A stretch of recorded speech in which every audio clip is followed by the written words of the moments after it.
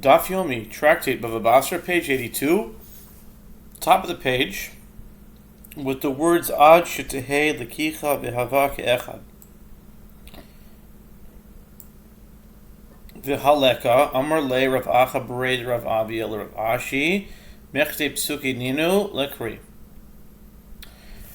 The passage is not recited until the taking and the bringing of the first fruits are performed by one person. This is extremely apropos, very timely, being that we are in Parshas Ki Savo, and it starts out with the first fruits. It talks about Bikurim, and the verses that are read, and that's exactly what we have this week.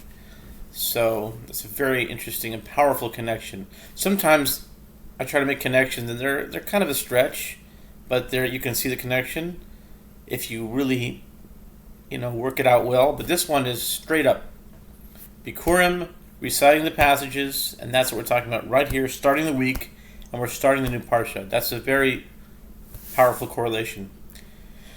Continuing on, the passage is not recited until the taking and bringing of the first fruits are performed by one person. By the way, it's Deuteronomy 26, in case you want to check it out.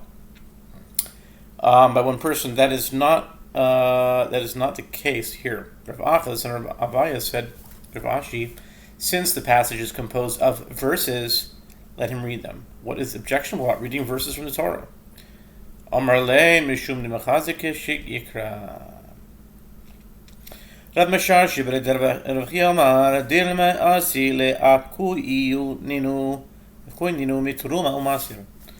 Rav Ashi said to him, the problem is due to the fact that this practice has the appearance of falsehood, because he issues a declaration before God that is possibly untrue, as he might not own the ground. Rav Masharshi, son of Rav Chia, said, the declaration is not recited lest he come to remove the fruits from their obligation of truma and tithes, if they are treated entirely as first fruits. For this reason, one does not recite the passage to ensure that their unique status is maintained.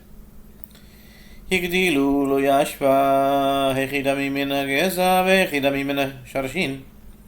Mishnah teaches with regard to one who buys two trees in the field of another, if the trees grew, the owner of the field may not cut down their branches.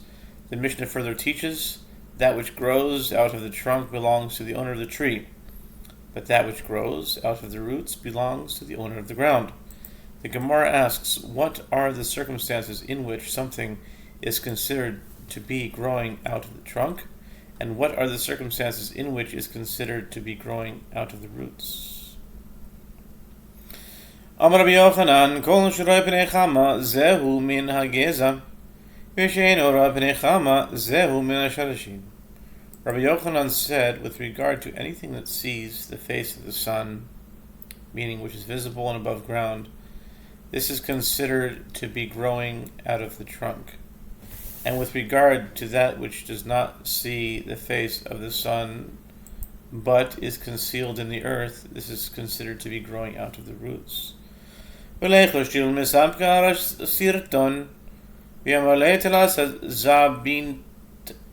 Leave easily ara el Amar Rav Nachman Yekotz v'chen Amar Rav Yochanan Yekotz.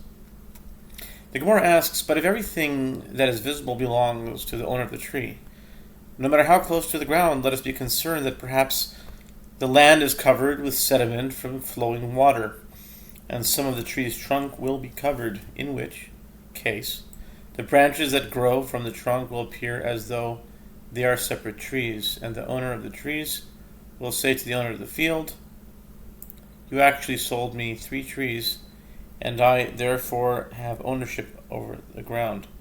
Rather, Rav Nachman said, that which grows from the trunk belongs to the owner of the tree, but he must cut it down, and Rabbi Yochanan himself likewise said, the owner of the tree must cut it down.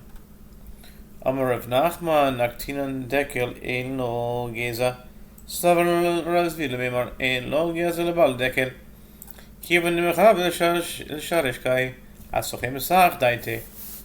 Rabbi Nachman said, we hold by tradition that a palm tree bought from another has no trunk, Rosvid thought to say this means that the owner of the palm tree has no right to that which grows from the trunk. The reason is that since it stands ready to be dug up and uprooted, as when the tree dies, its owner is not entitled to plant another in its place. He diverts his mind from that which grows from the trunk. Maskiv le Rav Papa. Rav Papa objects to this. V'hakanish ne elanois. Dimchaber l'shosh kaimi v'katoni diyesh lo geza. El Omar Rav Papa ein lo geza lebal dekel. V'shen moitzi geza.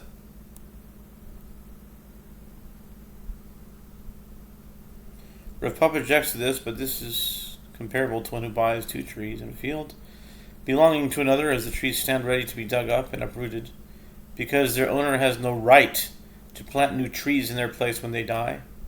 And yet it is taught in the Mishnah that he has the right to that which grows from the trunk. Rather, Rav Papa said, the statement of Rav Nachman means that the owner of a palm tree, in contrast to the owners of other types of trees, has no right to that which grows from the trunk, since a palm tree does not produce branches from its trunk. The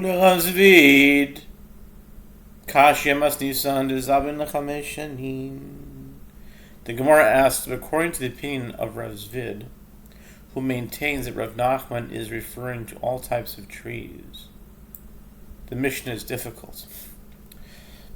The Gemara answers, Rav Zvid interprets the Mishnah as referring to a situation where the owner of the trees bought the trees for 5 years and stipulated that he may plant new trees in place of the original trees in the event the original ones are cut down.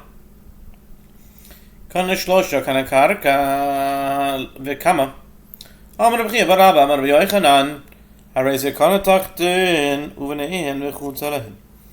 Mishnah teaches if one bought 3 trees, he has acquired the ground along with them. The Gemara asks, and how much of the field does he acquire? Rabbi Abba says that Rabbi Yochanan says this buyer has acquired the ground that is located underneath the trees and the area between them, and with regard to the space outside the trees and their branches.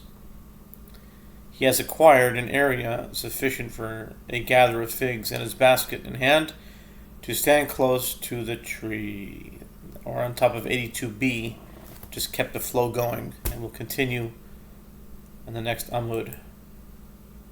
Bezrat Hashem.